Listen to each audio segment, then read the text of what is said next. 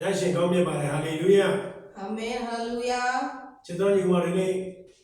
အလွန်ကောင်းမြတ်တဲ့နှုတ်ကပတ်တော်တစ်ခုနဲ့သင်ကောင်းကြီးခံစားဖို့ဒီနေ့ဘုရားဖွင့်ပြမဲ့နှုတ်ကပတ်တော်တော့ဘာမှမဟုတ်ပါဘူးဒေသနာကျမ်းအခန်းကြီး9ငယ်4နဲ့9ကျွန်တော်တွေ့ရင်ဒီလိုပါဖတ်အောင်နော်మీరు అనుమయాను వసనతే నమ దేవుని వార్తే ధ్యానికపోగిరో ప్రసంగి 5ஆம் அதிகாரம் வசனம் 4-5 நீ தேவனுக்கு ஒரு பொருத்தனை பண்ணி கொண்டால் அதை செலுத்த தாமதியாதே அவன் மூடரில் பிரியப்படுகிற தேவன் நீ நேர்ந்து கொண்டதை செய் நீ நேர்ந்து கொண்டதை செய்யாமல் போவதை பார்க்கிலும் நேர்ந்து கொள்ளாதிருப்பதே நலம் இதனாச்ச கனிங்கா கங்கினே பியாத்தின் ஹனோனா திசாகரி பியூமினே திசாவே கோம பீவேமனினேမိုက်တော်သူတို့အားအာရနှစ်သက်တော်မူသစ္စာဂရိပြုသည့်တိုင်းဝိကိုဖြေတော့သစ္စာဂရိပြု၍ဝိကိုမဖြေဘဲနေသည့်ထက်သစ္စာဂရိအနှဲမပြုဘဲနေတော့ဒါပြီးကောင်းပြီအဲ့တော့ခုနပြောသလို6ဟိုပါထပ်ပါလိုက်ပါဦးတင်းနှုတ်ကိုတင်းကိုခန္ဓာ၌အပြည့်မရောက်စေနဲ့အကျွန်ုပ်ပြမပါပြီးဟုတမန်တော်ရှေ့မှာပြောရသောအကြောင်းမရှိစေနဲ့ဘုရားသခင်သည်တင်းစကားသံကိုအမျက်ထွက်တော်၍တင်ပြုစုသောအမှုကိုအပေဆောင်ဖြစ်စည်းတော်မူရမည်နိ။உன் மாம்சத்தை பாவத்துக்குள்ளாக உன் வாழ்க்கையிடம் கொடாதே அது புத்தி பிசகினால் செய்தது என்ன என்று தூதனுக்கு முன் சொல்லாதே தேவன் உன் வார்த்தைகளிலே களினாலே கோபம் கொண்டு உன் கைகளின் கிரியையை அழிப்பானேသင်ပြုစုသောအမှုကိုဘုရားဖြတ်စည်းမယ်உன் கைகளின் கிரியையை தேவன் அழிப்பார்အဲ့တော့ကျွန်တော်တို့ကဘုရားနဲ့အသက်တာလျှောက်တာမလျှောက်တာတွေပဲကျွန်တော်တို့ကအဓိကထားပြီးတော့တွက်တက်ကြတယ်ပေါ့နော်முதல் தேவனுடைய வாழ்வது தேவனுடைய ஐக்கியம் வைப்பதுதான் முதல் அதிகாரமாக வைப்போம் သင်ကအမှုတော်ဆောင်နေပါသလား நீங்க ஊழியம் செய்தீங்களா သင်ကအမှုတော်ဆောင်ဖို့စက္ကပ်ထားပါသလား நீங்க ஊழியம் செய்யறதுக்கு ஒப்பு သင် கொடுத்தீங்களா ကစီးပွားရေးသမားဖြစ်ပါသလား நீங்க வேலை செய்தீங்களா သင်ကအိမ်ရှင်မဖြစ်ပါသလား நீங்க வீட்டு வேலைகளை သင် பார்க்கறீங்களா ဘာပဲဖြစ်ဖြစ်ဘုရားကိုဂရုပေးပြီးရင်လုပ်ရမယ်ဆိုတာမမေ့လိုက်ပါနဲ့ நீங்க எந்த விஷயத்திலையும் தேவனுக்கு நீங்க உட்பட்டுட்டாங்கன்னு அந்த விஷயத்தை நீங்க செய்யணும் အဲ့တော့ဘုရားကိုသစ္စာဂရုပြုပြီးမှသစ္စာဝိကိုဖြည့်ရမယ်လို့ဒေသနာကျမ်းအခန်းကြီး9ငယ်4ကနေ6ဒီပိုင်းနဲ့နားလည်မှာဖြစ်တယ် தேவனுக்கு பொருத்தனை செஞ்சுட்டா அந்த பொருத்தனை நிறைவேற்றியே ஆக வேண்டும் என்று பிரசங்கி 5ஆம் அதிகாரம் வசனம் 4ல எழுதியிருக்கு အဲ့တော့ယုံကြည်သူကဘုရားနဲ့ပတ်သက်တဲ့ကောင်းကြီးလိုချင်တယ်ဆိုရင်ကျမ်းတစ်ချက်ရှိပါတယ် விசுவாசிகள் தேவனிடத்திலிருந்து ஆசீர்வாதம் பெற்றுக்கொள்ளணும்னா 2 அதிகாரம் இருக்குது အဲ့တော့လိုရင်းတိုးရင်ပေါ့နော်မာလခိအခန်းကြီး3အငယ်8ကနေ10ဒီပိုင်းတွေ့ရမှာဖြစ်ပါတယ် மல்கியா அதிகாரம் 3 வசனம் 8ல இருந்து வாசிச்சா உங்களுக்கு தெரியும் အဲ့တော့ဆေဘုရဘုကိုဘုရားသခင်ရဲ့နိုင်ငံတော်ထဲကိုထည့်ရမယ် பத்துல ஒரு மடங்கை தேவனுடைய ராஜ்யத்தை கொடுக்கணும் ထည့်ရင်တော့ကောင်းကင်မင်းမောက်ဖွင့်ပြီးကောင်းကြီးအကုန်စင်သုံးလောက်မယ် நீங்கள் கொடுத்தா பரலோக கதவை திறந்து உங்களை சம்பூர்ண ஆசீர்வாதத்தால் நிரப்புவார் အဲ့တော့ဒါကအမျိုးသမီးဈေးဝယ်ဖို့အတွက်ယောက်ျားပေးတဲ့ဈေးဘိုးတွေကနေဆေဘုရဘုထုတ်တာမဟုတ်ပါဘူး நீங்க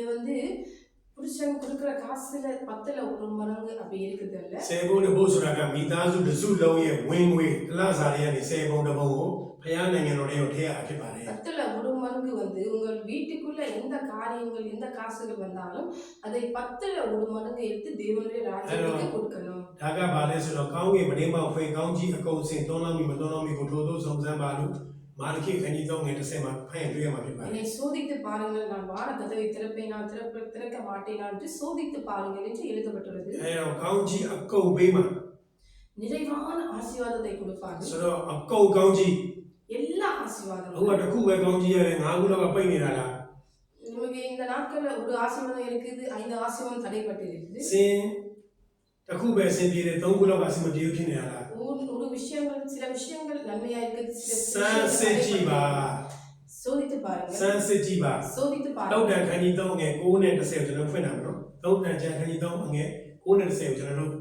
တွေ့ရင်ကျွန်တော်ဖတ်ရအောင်ဒါတော့ဆေဘုရဘုထောက်ရင်ကောင်းကင်မင်းမောက်ဖွင့်မယ်အိမ်တော်ရေးမြဲမယ်စီးပွားမြဲမယ်ကျမ်းမာမယ်ချမ်းသာမယ်ကြီးရွယ်ချက်တွေအောင်မြင်မယ်စုံစမ်းလောက်ရှင်းရှင်းတော့ရှိတယ်တကောအခန်းကြီး10ငယ်73မှာထွတ်မြောက်လမ်းမှာဘုရားပြင်ဆင်ပေးမယ်စုံစမ်းလောက်ရှင်းရှင်းမရှိတဲ့အတ္တကတော့မဟုတ်ပါဘူးစုံစမ်းလောက်ရှင်းတော့လာမယ်ပြီးရင်ပြေးရမယ်ဒါပေမဲ့ကိုကတော့ငြိမ်သက်ခြင်းနဲ့ဝမ်းမြောက်ခြင်းနဲ့ကောင်းကြီးများစွာနဲ့ကိုယ့်ရဲ့အတ္တကိုကိုမိသားစုမျိုးဆက်တွေတားစီမိဆက်ကောင်းကြီးခံစားရမှာကိုမာနခိ3:10မှာသင်ဖတ်ရင်တွေ့ရမှာဖြစ်တဲ့ဆေဘုရဘုကွတ်တိထုတ်ပါမိသားစုအားလုံးရဲ့ဘုံပတ်စံတွေဆေဘုံတစ်ဘုံထုတ်ပါထုတ်ရင် ကောင်းကင်ပရိမောင်ဖွင့်မယ်လို့ဘုရားပြောတဲ့အတွက်လောက်ကြည့်လိုက်ပါချက်တော်ကြီးကိုမှမတော် பத்தில் மூணு மடங்கு எடுத்து தேவனை சோதித்து பாருங்கள் தேவன் உங்களை ஆசீர்வதிக்கிறாரா ஆசீர்வதிக்கலையா என்று உங்கள் குடும்பத்தில் வருகிற வருமானத்தில் 10ல் 1 மடங்கு எடுத்து தேவனை உற்சாகமாய் கொடுங்கள். ஓகே நான் கூறறோம் தௌட்டஞ்ச கஞ்சி தௌங்க கோனட சேஜனோடு எடுத்துவாங்க. நீதிமொழிகள் 3ஆம் அதிகாரம் வசனம் 9-10 நம்ம ஒருமித்து வாசிக்க போகிறோம். தேந்தி கோச்சானே அவுதிரோ அதீன சிதமியாகு டாராபியா அப்படின்னு சொல்ல தோபியுலேந்தி சபஜியோதி சேவாயே சபிதீனையான சாருகோ அத்திதோ சபியேஷனைமி. நீதிமொழிகள் 3ஆம் அதிகாரம் வசனம் 9-10 உன் பொருளாலும் உன் எல்லா விளைவின் முதற்பலனாலும் கர்த்தரை கனம் பண்ணு. அப்பொழுது உன் களஞ்சியங்கள் பூரணமாய் நிரம்பும் உன் அலைகளின் திராட்சரசம் புரண்டோடும். தேனி சபஜிகா சேவாமே உன் களஞ்சியங்கள் பூரணமாய் நிரம்பும்.အဲ့တော့သင်ရဲ့စပြည့်သိနေရတဲ့ကြားလဲပါပြီလေအတစ်တော့စပြည့်ရမယ်ပြောပါအာမင် ஆலைகளின் திராட்சரசம் புரண்டோடும். အဲ့တော့စိုက်ပျိုးရေးနဲ့မွေးမြူရေးခေတ်ဟိုစိုက်ပျိုးရေးခေတ်မှာယေရှုကစိုက်ပျိုးရေးခေတ်အရင်ခေတ်ကပေါ့နော်စိုက်ပျိုးရေးတွေမွေးမြူရေးလုပ်တဲ့ခေတ်ဖြစ်တဲ့အတွက်ဘာကိုပြောလဲဆိုတော့သင်ရှိတ်ထားတဲ့အဲ့ဒါစဘာရှိတ်စဘာကိုစပကြီးထဲမှာထည့်မယ်စပကြီးက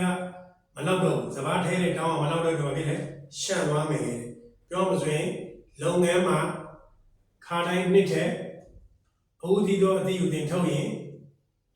ဒီထမကကောင်းကြီးကိုရှန့်ပဲတဲ့ကောင်းကြီးသင်ခံစားမှာဖြစ်တယ် அதாவது முதல் காலத்துலலாம் ஆட்டு மாடுகளை வளைச்சு வந்து வயல்வெளியெலாம் அவங்க செய்வாங்க. அந்த மாதிரி நேரத்தில் கர்த்தர் என்ன சொல்கிறாங்கன்னா அந்த வயல்வெளியில் அரிசி எவ்வளோ கிடைக்குதோ உங்கள் களஞ்சியங்கள் அந்த அரிசி வந்து கூட போகும். இந்த நாட்டிலாம் வேலை செய்யும் போது உங்கள் வேலையில் வருமானங்கள் கூடும். உங்கள் வருமானங்கள் அதிகரிக்கும். என்ன செய்யாலும் பூரணமாய் நிரப்புவார். சப்ஜெக்டி அத்தித்தோ சப்ஜெக்டி பாத்தீங்க கவுஞ்சி खासा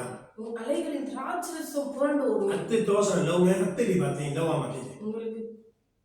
அதிகமான வேலைகள் மைசுவி அத்தி கவுஞ்சி அத்தி ஜோஷேமு அத்திலி பாத்தீங்க खासा மாட்டீங்க புதிய ஃப்ரெண்டுகள் புதிய ஆசீர்வாதங்கள் உங்களுக்கு கிடைக்கும். டாகா பேசியா யாவட்டதை கபாமா கபாओ பப்பி ஹலாတရားဟောနေတဲ့crusadeလုံးနေတဲ့ heavy ဆရာတွေခေါ်တဲ့ဒီတိုင်းကောင်းကြီးမရ நீங்க வந்து சில தேவனுடைய ஊழியங்களை அளிச்சாலும் அந்த ஆசீர்வாதம் கிடைக்காது. ကောင်းကြီးကအဦးသီးတော့တည်တင်ပေးမှအဦးသီးတော့တည်ရဲ့ကောင်းကြီးသင်ခံစားမှာဖြစ်တယ် ஆசீர்வாதம் வந்து முதல் பலனை நீங்க கர்த்தருக்கு கொடுக்கும்போது அந்த பலன் உங்களுக்கு கிடைக்கும். အဲတော့ဓမ္မဟောင်းဓမ္မသစ်ကိုပယ်ဖို့လာတာမဟုတ်ဘူးတဲ့ဘုရားက தேவன் வந்து பழைய ஏற்பாட்டையும் புதிய ஏற்பாட்டையும் அழிக்கலாம். ကျမ်းစာပြည့်စုံဖို့လာတာဖြစ်တယ် நிறைவேற்றவே வந்தேன் என்று ဓမ္မ சொல்லுகிறார். သစ်မှာရှိလို့လားဓမ္မဟောင်းမှာရှိလို့လားမလုပ်ပါနဲ့ကျမ်းစာကိုတရားဘက်ပါဓမ္မသစ်မှာရှိတဲ့ဓမ္မဟောင်းမှာလည်းရှိ பழைய ஏற்பாட்டில் இருக்குதா புதிய ஏற்பாட்டில் இருக்குதா என்று கேள்வி கேட்காதீங்க. பழைய ஏற்பாட்டிலும் புதிய ஏற்பாட்டிலும் எல்லாம் இருக்கிறது. သင်သိချင်တော့သင်ဖုန်းနံပါတ်ကိုကျွန်တော်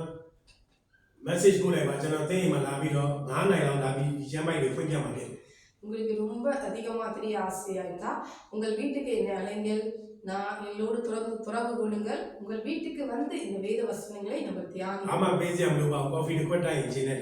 இன்னும் கொடுக்காதீங்க. ஒரு காபி கொடுத்தா மட்டும் போதும். အဲ့တော့ဘာလို့ပြောစစ်လဲဆိုတော့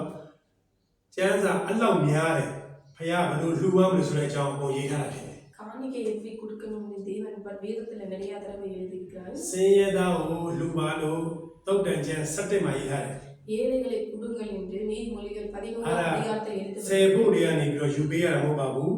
9ဖို့ကျန်တဲ့9ဖို့တွေကနေသင်စင်ရသားကိုလှူလို့ရတယ်သင်ဘာလှူလို့ရပါတယ် 10ல் 1 மடங்கு இல்ல 10ல் 9 மடங்கு உங்களுக்கு இருக்குது. அதிலேந்து நீங்க வந்து ஏழைகளுக்கு கொடுக்க வேண்டும். 10ဖို့တစ်ဖို့ပဲခွက်တိထုတ်ခံတာမဟုတ်ပါဘူးခင်ဗျားက10ဖို့9ဖို့ပေးလိုက်ရပါတယ်9ဖို့ပေးလိုက်ရပါတယ် 10ல் 1 மடங்கு கரெக்டா கொடுக்க வேண்டியதில்லை. 10ல் 5 மடங்கு கொடுத்தாலும் 10ல் 10 மடங்கு கொடுத்தாலும் முடியும். အဲ့တော့ဒီနေ့ချက်တော်ညီမတို့ခွန်အားပေးခြင်းနဲ့10ဖို့တစ်ဖို့ထုတ်ပါ அன்பான சகோதர சகோதரி 10ல் 1 மடங்கு ဦးဒီတော်ဒီထုတ်ပါ முதல் பலனை கர்த்தர் ကောင်းကြီးကိုခံစားပါ ஆசீர்வாதத்தை ကျမ်းမာတော်သူတွေကျမ်းမာတော်သူ வேதி யாதி மேல ချမ်းသာတော်သူတွေချမ်းသာတော်သူ ஆசீர்வாதம் மேல အောင်မြင်တော်သူတွေအောင်မြင်တော်သူဖြစ်မယ်လို့ အရောက်စတဲ့ခွန်အားပေးလိုပါတယ်ကျမ်းသာတဲ့ရောက်စတဲ့ဘုရားရဲ့အစရကောင်းကြီးပေးပါစေ கேட்ட அனைவரும் கர்த்தர் ஆசீர்வாதம் இருப்பதாக. ஆமென். ஆமென்.